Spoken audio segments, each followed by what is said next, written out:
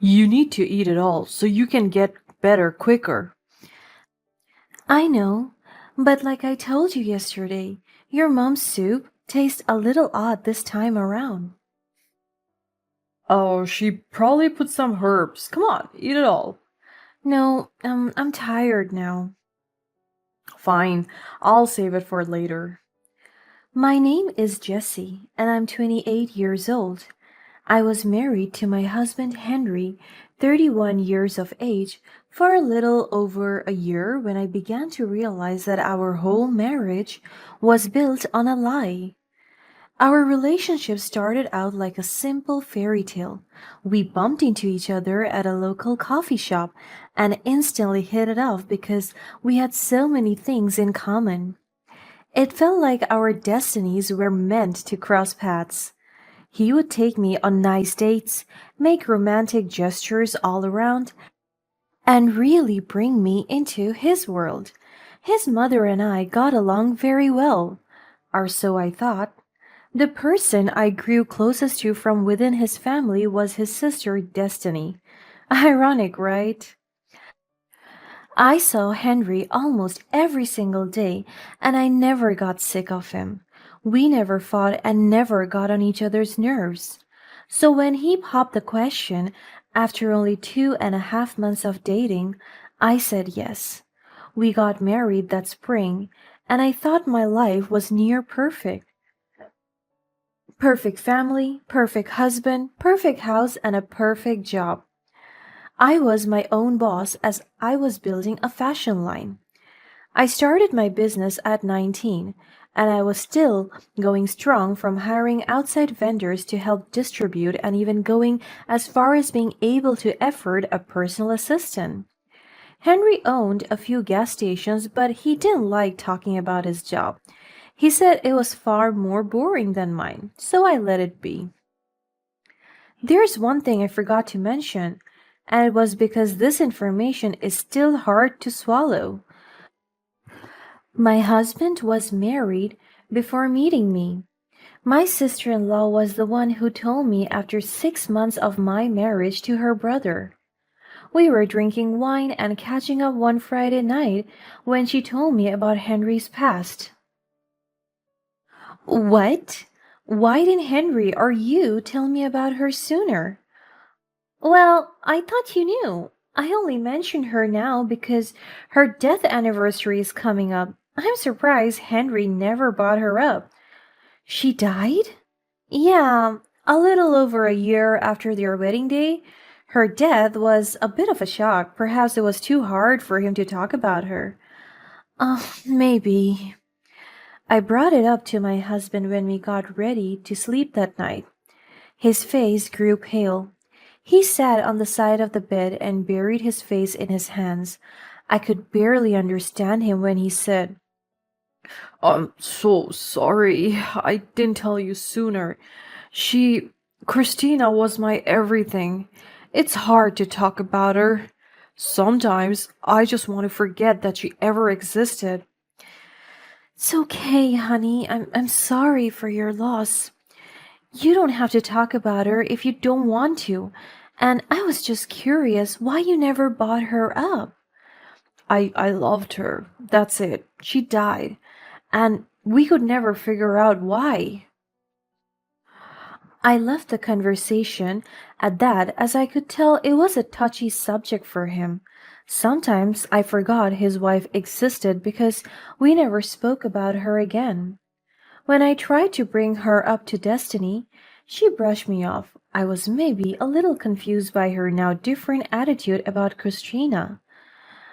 But I decided that maybe this was a death too close to home to talk about it openly.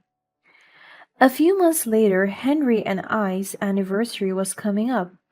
I was excited. My mother in law, Lisa, was making food, and the extended family was joining us. My mother in law made the best meals known to humankind. I could rave about her dishes in every sense. She made this particular type of soup with chicken, carrots, potatoes, and cabbage. It was a bowl full of flavor. She made a special bowl for me. My eyes lit up at her kindness. She knew how much I would love her soup. I made it, especially for you. So don't share. Lisa giggled. She gave me a tight squeeze and joined the rest of the party. It tasted delicious as well, and I reveled in the yum. But by the third bite, I began to focus on the aftertaste. I couldn't place what it was, and frankly, I didn't care at that moment because it wasn't that noticeable. I figured she just added a new ingredient. I went the rest of the night mingling with the family, eating a lot of food and drinking a lot of wine. Hey, it was my 1 year anniversary. By the end of the night, Henry closed the night with a lovely speech. He raised his cup to propose a toast. To my wife, Jessie, a young, successful, beautiful, and fantastic woman. I can't wait to spend my entire life with you. Cheers. We all drank to that, and I couldn't help but shed a tear. He was indeed the best man I knew, or so I thought. The next day, I woke up full hungover and borderline on being sick. I overdid it with the food and festivities. I took it easy that day, allowing my body to rest and lounge around the house. When Henry came home from work, he had a large container with him with what looked like to be soup. Feeling any better? A little bit, I guess. What's that you got there? Oh, I told my mom you weren't feeling too good. She was kind enough to make you a batch of your favorite soup. Oh, goodness, she's so sweet. I'll have to call her later to thank her. I got up from the couch and began preparing myself a serving. Like yesterday, the soup tasted absolutely delicious. But still, there was this aftertaste that I couldn't place. Maybe I became sick before the party? But nothing else tastes differently except for the soup. I should have known that something was off. As the days went by, I only got sicker and sicker. My throat had swollen, I had sniffles and a horrible cough. The only thing I was able to eat was my mother in law's soup. She kept making batch after batch, and I ate it willingly. I went to the doctor after a week, but they told me it must just be a bug. All signs pointed to this fact, so I went home with over the counter medicine. I still had a business to run for my fashion line, so I mustered the courage to get out of the bed to go to the office. I usually would bring lunch to work, but I felt no appetite and I honestly was growing sick of my mother in law's soup. My assistant Lana was running things as smoothly as she could while I was away. She was helpful as she debriefed me on everything that I had missed. When no one came around, she scooped some ramen from the local restaurant down the street. I decided, why not try something different? It tasted wonderful, and guess what? No aftertaste. I ate it gratefully, and by the end of the day, I felt slightly better, but I still had a horrible cough and a sore throat. When I got home, my husband was a little mad that I had gone out because of my illness. Honey, I have a business to run. I can't just let it run. You need more rest. Fresh air is a good thing, okay? Change into something comfortable and I'll make you something to eat. I did what I was told. I waited in the living room for my meal. As Henry turned the corner into the living room, I could smell the bowl, and my stomach began to growl unpleasantly. It was his mother's chicken soup. I don't want to eat that. Why not? It tastes funky. It's because you're sick. She just made a fresh batch and dropped it off before you came home. Oh, all right. I took the bowl and took a spoonful to my mouth. Again, there was a weird aftertaste, more potent than before, almost chemically. Henry, I'm telling you, it tastes odd. Here, try a bite. I motioned for him to take the bowl, but he brushed it off. You must want me to get sick if you want me to eat after you. He chuckled. I'll take a bite from the container. He exited to the kitchen, and after a few minutes, he yelled back, It tastes good to me. Maybe my taste buds were going out? The next day, I woke up worse than before, and there was no way I was going to be able to make it to the office. Henry was getting ready for work when he said, You need to eat it all so you can get better quicker. I know, but like I told you yesterday, your mom's soup tastes a little odd this time around.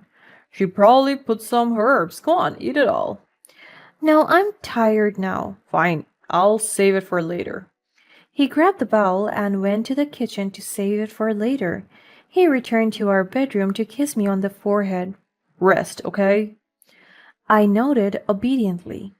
Later that day, Destiny came over to visit. I was pleased to see her. I missed her very much as we spent much time together outside of family functions. Are you feeling any better? I shook my head. I thought I was, but if I'm being honest, no, not really. She began to frown and lean further into the couch. I'll be okay. The doctor said it must be a bug going around. I feel like it's Christina all over again. She croaked. Was she about to cry? What do you mean? I'm sorry. I shouldn't have said that. Why did you mention her? She took a long sigh, clutching at the necklace around her neck. I grew close with Christina before she passed. Then she died, out of nowhere. She had a slight cold, and it only grew worse and worse. The autopsy said she died from the flu. I began to feel even worse. What was going on? Look, I shouldn't have said anything. Why didn't you tell me she was sick before? As I said, it was random how she died. You're right, this could just be a coincidence. Maybe. After she left, I began to panic. Was I dying? The doctors told me I didn't have the flu or anything, that it was just a cold, a long cold. Lisa called me around the afternoon to check up on me. How are you feeling, sweetheart? I'm okay. I could be better. I'm sorry to hear that. Have you been eating the soup? Yes, but it doesn't feel like it's doing the trick. By the way, did you change the recipe? Yeah. She stuttered. I knew you were sick, so I added some things that could lessen the symptoms. It tasted differently since before I was sick. Maybe you've been sicker longer than you realized, poor dear. I hope you feel better to go to the church potluck. They awarded me the Citizen of the Week. Oh, how wonderful. I should be better by then, right? High hopes here. That's my girl. Henry is coming by for the soup. I'll make sure not to add so much lemon. I think that's why it's been tasting a little different. It's okay, Lisa. I think I'm good with the soup. Nonsense. I've already made a batch. I promise this one will be better. Henry had 3 large containers full of soup when he came home from work. She was right. It didn't have a strong aftertaste. It was still there, faintly, as if it was the first time I had eaten it on my anniversary. It was 8 p.m. when Henry suggested I go to bed early to rest. But I was restless in bed. I tossed and turned, and by the time I looked at the clock, it was 11 p.m. Henry had not come to bed yet. I sneakily creeped out of bed, as I didn't want him to know I was also awake. By the staircase, I could hear Henry's voice. It was quiet. He must be on the phone. I don't think she suspects anything. It's a good thing you put a little less in this batch. You think by next week she'll be done? Mom, I can't handle it anymore. I just want it to be over. I know, patience. And then we will be secure with the money. My stomach turned. Did what? I was stunned. Shocked at where I stood, I couldn't breathe. I couldn't believe what I was hearing. Was I hallucinating? I had to be. I went back to my room contemplating my next move. What could I do? Call the police? And then it hit me. Henry and his mother must have killed Christina for what? What purpose? For money? All of this torture and sickness for money? They were horrible, vile people. They deserved worse than jail. They deserved humiliation, pain, and fear. I forced myself to sleep and woke up with a plan.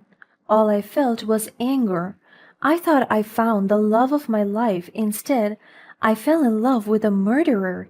He didn't even have the decency to kill me in my sleep. He made his mom make me soup to keep the illness from doing the deed. What a coward! It was there that morning I concocted a plan. I made sure to take some soup out of the container and flush it down the toilet to make it appear like I ate some. I messaged Lisa asking for more soup, and she did, like the amazing mother-in-law she was. When Sunday rolled around, I acted like I was too sick to go, so my husband went to the church celebration without me. Instead, I got out of bed feeling already better because I hadn't eaten the soup in 3 days. I grabbed the containers full of soup and headed to the church. My husband was shocked to see. I just smiled, clutching my large tote bag filled with soup. As the sermon continued, I placed the containers next to the rest of the food. This was risky, but once the potluck begins, I'll reveal what I bought. At the end of the service, they invited my mother-in-law to the stage. Lisa was rather grateful for this award. She scanned the crowd, and I swear she swallowed loudly when she saw me. She smiled at me as if she was glad to see me. Thank you all for this award. I only do what I think is right. Let's get to eat. Everyone filed down in lines for the food. I was the first one as I sat in the back. Hey everyone, don't forget to take a bowl of my mother-in-law's soup. It's been nursing me back to health, so I bought a batch of it. An older lady, Margaret, who was my mother-in-law's close friend, said, Sounds delicious. Darling, what are you doing here? I wanted to be a supporting daughter-in-law. I aspire to be an outstanding citizen like your mom. After all, sharing is caring. Oh, thanks, Jessie. I've missed my mom's soup. She never makes it for me anymore. I'm glad you're feeling better. No, that was for Jessie. Lisa shouted from the stage, walking fast in our direction. What's the matter, Lisa? There are 2 containers. I'm sure there will be some left over for her. Yes, Lisa, what's wrong? I asked innocently. Amidst the commotion, the pastor passed all of us and began serving himself food, including the soup. Smells yummy. He took a spoonful, and before he lifted it to his lips, Lisa slapped the bowl out of his hand. What's the matter with you? I... By that time, there was a crowd surrounding us. There was no hiding and no more lying. Pastor, I have something to confess. Lisa spilled her guts about trying to poison me. Henry was already by the door trying to escape her confession when the altar boys gathered around and grabbed him from leaving. They planned to kill me slowly with a mixture of arsenic and hyaluronic acid. With a small percentage, it would be a bit impossible to figure out my death had I perished. They killed Christina for her money in a similar way. They waited a year to ensure that it appeared unnoticeable that they were out for me. Henry had stalked me a few months before introducing himself to me. That wasn't even the worst part. He never owned multiple gas stations. He lived off Christina's inheritance and worked as a gas station clerk. The family name was ruined. No one came to their defense, not even Destiny. How could anyone? They heard a live confession from the killers themselves, and that's exactly what I wanted to happen. The two went straight to prison with little help from their lawyers, serving attempted murder in the first degree. And Christina's case was reopened for investigation. Both have 30 plus years on their sentence. I may never see Lisa again, but Henry? I'm not through with Henry. I'll be ready if he gets out, so I enact more of my revenge.